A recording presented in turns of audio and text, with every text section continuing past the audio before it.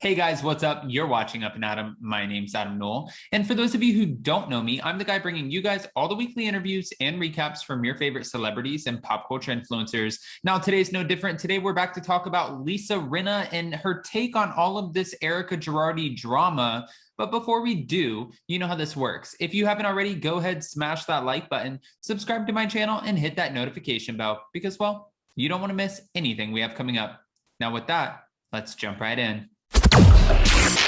It's time for all your binge-worthy pop culture news. Welcome to Up and Adam. Okay, guys, so you're no stranger if you watch my channel to the fact that I have done an interview this past week with Ronald Richards, the attorney who was brought on by the trustees in order to figure out where the money has gone in the Girardi cases, right? Ronald Richards has been extremely active on social media, and I've had him on my channel quite a few times, and we've talked about all of the breakdowns on the latest and greatest with the Girardi fraud scandal. Now, there's been a lot to say, and one thing that I put out last week, well, technically this week, was the breakdown of Erika Girardi's Amex bill. If you guys remember, Ronald Richards broke that exclusive on my channel, which, by the way, I would like to say for everybody out there in those big publications who did not give me any credit, that's okay. That interview came from my channel, but I'm not mad. Anyways, getting back to it. He also said an important thing that I think that we kind of glazed over only because we were also hyper-focused on the 14 million plus that Erika spent on her Amex bill, plus the other couple of millions of dollars in other various expenses. Now, when we were talking about Lisa Rinna, he was saying that yes, he watches the show, but from footage that is sent to him, pretty much solely based on Erika. And there's some stuff that has really set off alarms. And when I say that, that pertains to the Real Housewives of Beverly Hills. Now, obviously, we saw in this past week's episode that Sutton Strack, Garcelle Bouvet, and also Crystal Kung-Minkoff, Dorit Kemsley, they had a few questions, whereas Kyle Richards, Lisa Rinna, and also Dorit Kemsley, who seemed to be a little bit of a flip-flopper in this sense, they were very protective of Erika. Now, Lisa Rinna has said numerous times, I don't think Erika had anything to do with it. I really don't think that she's guilty, yada, yada. I think that Erika is innocent in all of this. Now, she's maintained that she feels Erika is innocent and that there is no way that she could possibly have known what Tom Girardi was doing behind the scenes. Well, for her, by saying that, it sounds like she is going to maybe be brought into the, I don't know if it's called an investigation or the court hearing, or I don't know what the exact legal terms are for it. And I'm sure Ronald Richards will break that down for us. But it sounds like she could potentially be deposed for this stance that she's made very clear on the show. Now, why would she be deposed? Well, again, I think that's something that we glazed over in the Ronald Richards interview. She was talking about on the show, and one of the few who just says, I think Erika's innocent. And Ronald Richards said, well, how does she know that she's innocent? If she knows that she's innocent, then why? We want the proof. Why are you saying this over and over? Are you saying it for reality TV? Are you doing this because it's part of your job? Or do you actually know something that could be helpful within this whole bankruptcy court hearing? Like, do you know something that could help us? Now, if Lisa Rinna does know something that could help them, then obviously she is going to be someone who will be deposed. They will bring her in and they are going to ask her the tough questions. However, if it was just for reality TV, that's going to be very telling too. And it just makes us wonder, what do you say on the show that's just for show?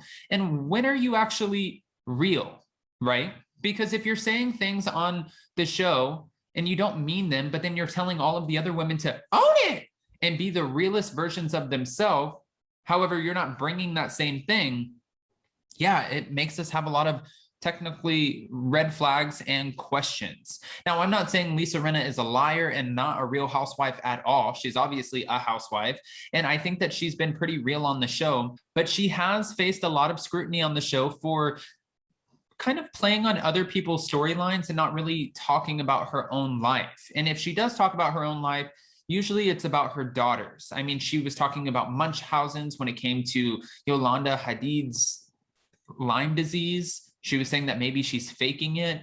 She was talking about Denise Richards' alleged hookup with Brandi Glanville.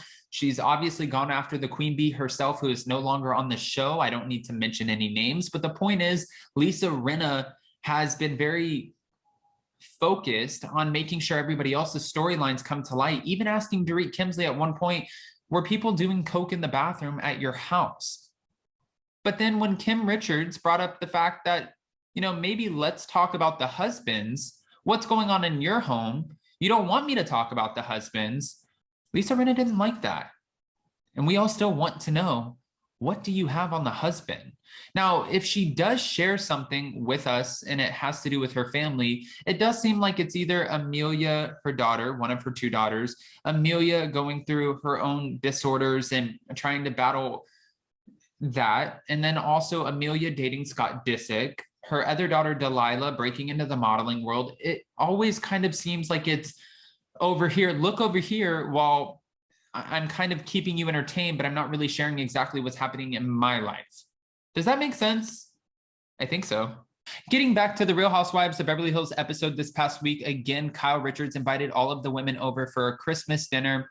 And this is where Sutton Strack was going to ask all of the hard questions that we all want to know after the LA Times article came out. She had a list of notes, which sort of reminded me of the Monique Samuels bringing the binder to the Real Housewives of Potomac reunion. Anyways, she had a list of notes and she was referencing the Rui Gomez family and how this behavior has been going on for over a decade.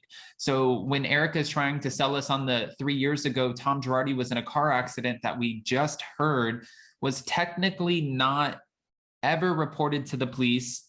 The Pasadena police have no record of it. People have a lot of questions. She seems like maybe, or she feels like maybe Erika Girardi is giving us this timeline to almost validate Tom Girardi's illness or mental decline. There's a lot going on here. There's a lot going on and there's a lot to break down. But of course, it keeps going.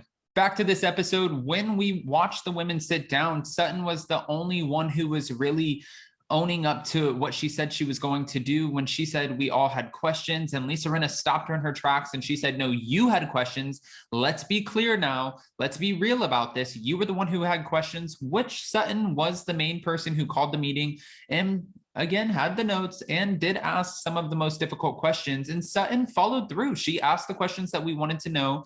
Garcelle shared a story about her sister who's going through some legal issues right now herself, and she's waiting to be paid out. And she definitely let Erika know how she feels when it comes to lawyers potentially taking money from clients. And she said, if Tom stole this money, if he committed these crimes, then F Tom.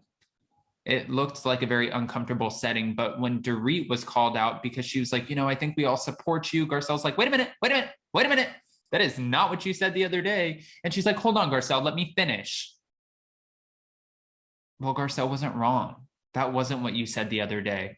And Garcelle's trying to hold you accountable. And as fans watching the show, I think we can all understand why. Guys, there's a lot going on behind the scenes here. But again, getting back to Lisa Rinna, her having this stance and saying that she pretty much is deeming Erika Girardi as completely innocent.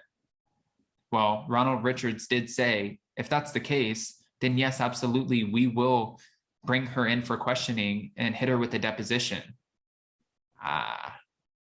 Sounds like Lisa Rinna has caught herself on Ronald Richards' radar. Now, I have a lot of questions for you when it comes to all of this drama. What are you feeling about Lisa Rinna potentially being deposed? Do you feel like they're only going to find out that she said this for the show, or could she actually know something? To be honest with you, I feel like she's trying to be and stay in Erika's good graces. I don't think that she knows anything at all, but I think she's trying to make sure that she stays on the right side of this as opposed to the left side with all of the rest of the women.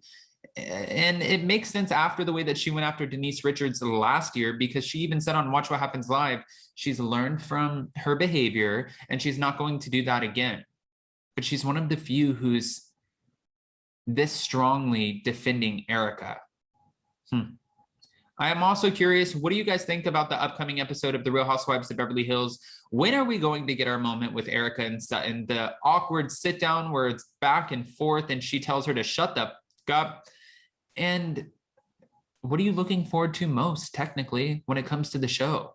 The Real Housewives of Beverly Hills, they've been bringing it like no other this season. It's been a lot of drama to talk about and a lot of drama unfolding. So, of course, we will continue to be back talking and more talking about this show. Guys, if you haven't already, go ahead, comment below. And before you go, don't forget to smash that like button, subscribe to my channel, and hit that notification bell because, well, you don't want to miss anything we have coming up.